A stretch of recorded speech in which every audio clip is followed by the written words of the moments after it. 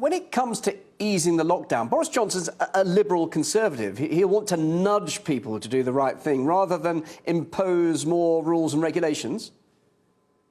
You know, I'm a behavioral economist, so I feel very comfortable from this position to tell Johnson that's not going to work. That's not enough.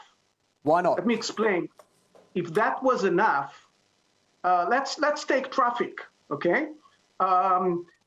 Imagine we used only nudges and guidelines to avoid car accidents, to avoid speeding, to avoid all traffic violation. Would that be enough? Would that be enough just to tell people drive carefully? That won't be enough. That's why we have speeding camera. That's why we have police on the street.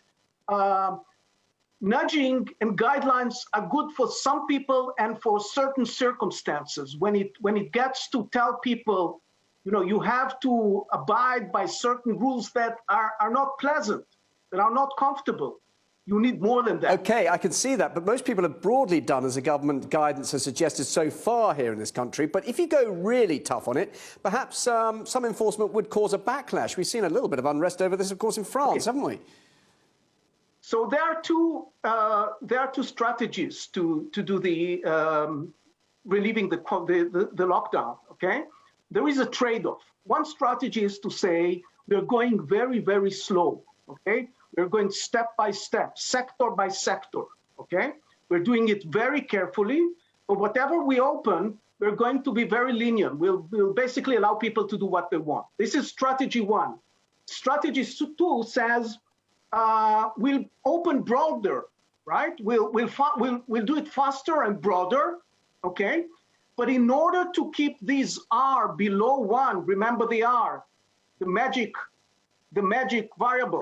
R has to be below 1 to avoid a burst of this infection again. To be able to do it, if you open faster, okay, you have to impose more restriction. I'm for the second strategy. I prefer to open faster and broader, but more carefully. And the reason why I prefer to open faster and broader is that any business that is still closed, any sector which is still closed, means hundreds of thousands of people, many people still unemployed, with fears about long-term employment, okay? And hundreds of thousands of people not getting the goods and services that they need. That all makes sense, but how do you do it carefully, which is what you want to do? Would that not involve enforced social distancing in cinemas, restaurants, planes, keeping people apart from each other? But of course, economically, that doesn't make business sense, does it? That could put people out of business. No, you can make business.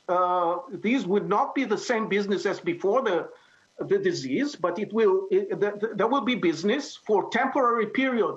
This business will be less profitable than in the past. If you are owning a cinema hall or theater or a restaurant, you will have to be careful that you have only that many people at the same time in your business. Okay, this would impose less revenue for businesses, which may mean also more expensive prices for these services. But the market will deal with it. It's a temporary matter. It's better than closing down altogether. And just very briefly and finally, okay, just quickly, how will we see, or how soon will we see a new sort of normal look to life going on? How soon do you think we could sort of get back to what we want to be? So first of all, we are beyond the peak. That's what we have today, and this is very good news, okay? This would take another few days to actually work up the program. And what I'm really recommending is that these strategy will very detailed. That they will say, next week we are doing A, the week after we're doing B, with dates so that every person can design his own exit strategy. Each of one has his own exit strategy, and we need to know this information. Okay? Yep. It will take some time, so we will come back, but we will come back to the same point as before the disease. All these apocalyptic predictions that life will not be the same anymore are done.